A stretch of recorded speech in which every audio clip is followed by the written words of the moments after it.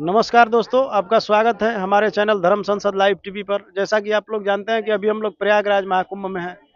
जैसा मैंने आपसे वादा किया था कि इस महाकुंभ में दिव्य त्यागी तपस्वी महान संतों के दर्शन कराएंगे, गुरुजनों के दर्शन कराएंगे, गुरुजनों के आशीर्वचन सुनाएंगे।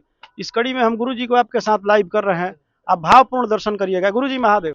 हरि ओम गजाननं भूतगणाधिसेवितं कपीतजम्बो फलचारुभक्षणम् उमासुतं शोकविनाशकारिकं नमामि विघ्नेश्वरपादपङ्कजम्।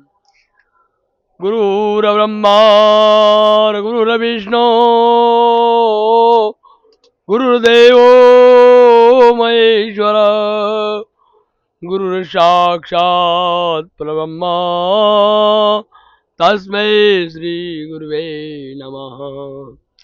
ध्यानमूलं गुरुर्मूर्ति पूजामूलं गुरुपद मंत्रमूलं गुरुर्वाक्ये मोक्षमूलम गुरु कृपा।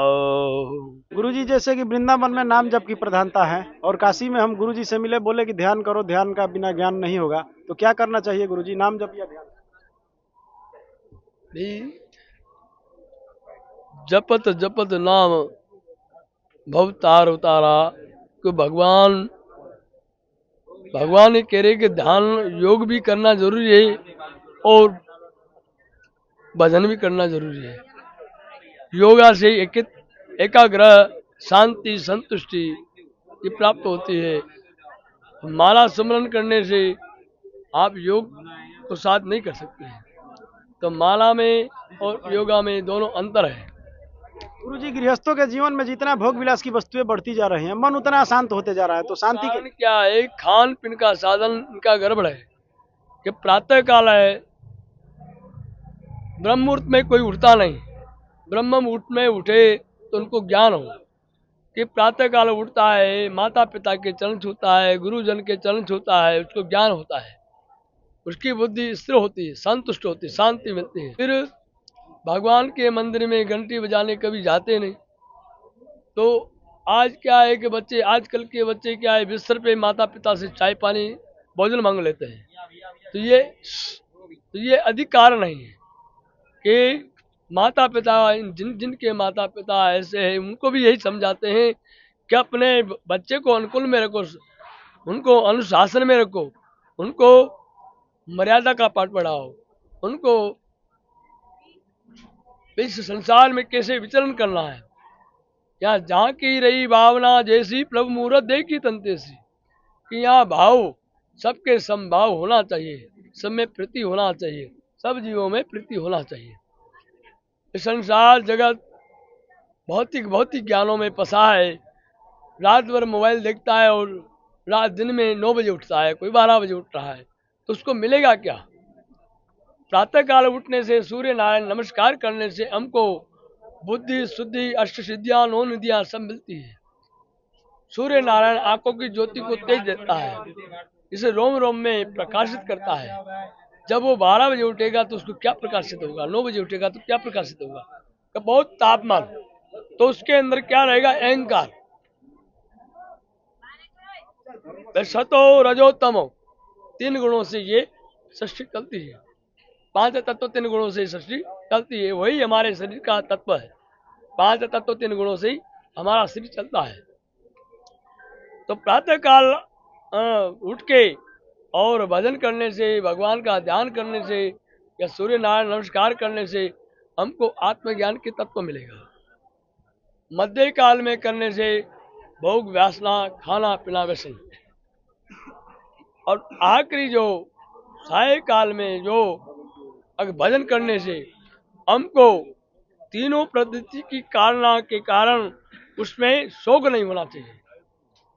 उस तीसरी भक्ति का मतलब है शोक किसी का नहीं, न मरने का शोक है न जीने का शोक है। वो परमात्मा का है, परमात्मा ने पहुंचा है, परमात्मा के पास आया है, परमात्मा के पास जाना है। ये भाव रखते हुए कि हम नहीं है कि हमको किसी यहाँ नीचे वाले प्राणी ने नहीं बनाया। आप सबको नीचे वाले प्राणी ने 84 लाख को नहीं बनाया। वो बनाने वाला परमात्मा है, जो उसका किसी ने उसका ध्यान नहीं किया, किसी उसको जानता नहीं।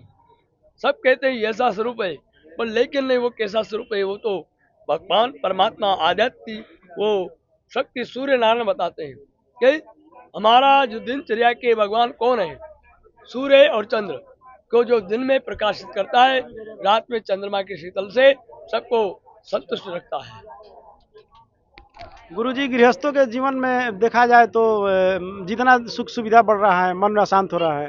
और एक बात है गृहस्थ के लिए गुरुजी, कि कुछ ऐसे गृहस्थी हैं कि जो पाप और भ्रष्टाचार करें फिर आगे बढ़ते जा रहे हैं। कुछ लोग दिन रात पूजा में लगे हुए हैं। भ्रष्टाचारी भगवान श्री कृष्ण ने कहा है कि कलयुग में भक्त मेरे निर्धन होंगे, पापी लोग ज्यादा भ्रष्टाचार करेंगे, माता बहन बहनों से सबसे भाई इज्जत रहेंगे, धर्म की संस्था को बिगाड़।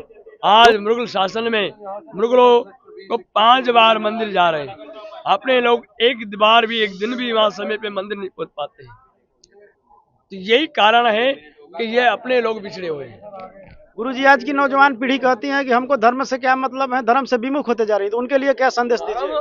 धर्म मुक्त नहीं हो सकता, सनातन आदि अनादि, ये कभी न मुक्त हो सकता है, इसको न कोई मुक्त कर सकता है।